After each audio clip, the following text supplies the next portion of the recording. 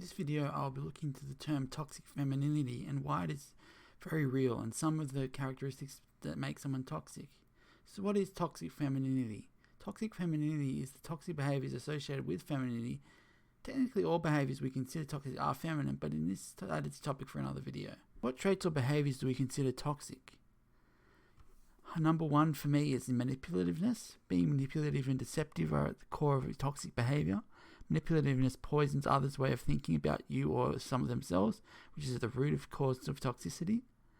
Number two is narcissism. Being narcissistic or is toxic behavior as it poisons your view of yourself and others. Three is impulsivity. This generally is toxic because it leads to toxic behaviors more frequently and easily than someone who's more carefully thought and acted and thought.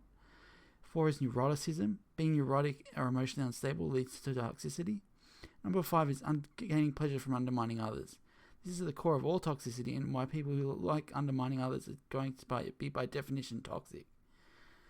The best example of toxic femininity is someone with borderline personality disorder, a disorder that is significantly more common in women than men. Unfortunately, all the traits I listed as toxic person are all symptoms of borderline personality disorder. This means borderline personality disorder, or BPD, could be considered toxic personality disorder. So if you might be asking, just because there are a lot more toxic females doesn't mean that femininity is necessarily toxic.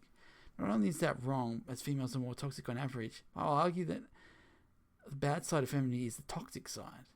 If you have seen some of my other videos, you have probably heard of me talk about the Baphomet archetype, which is the evil side of femininity all lumped into one being, which gives us the Baphomet archetype, which is the Baphomet archetype of toxicity. Let's not be mean about this. Let's look at this from a rational perspective. Well, what need would females need to be toxic? One of the main reasons females exhibit toxicity is to protect their fertility. This is actually critically important as a way to maintain gene pool health, where all females will need to behave toxically and manipulatively to unworthy males seeking to partner up with them. If females didn't do this, then any idiot would get their fertility and the quality of the gene pool would drop significantly and cause genetic health issues and defects.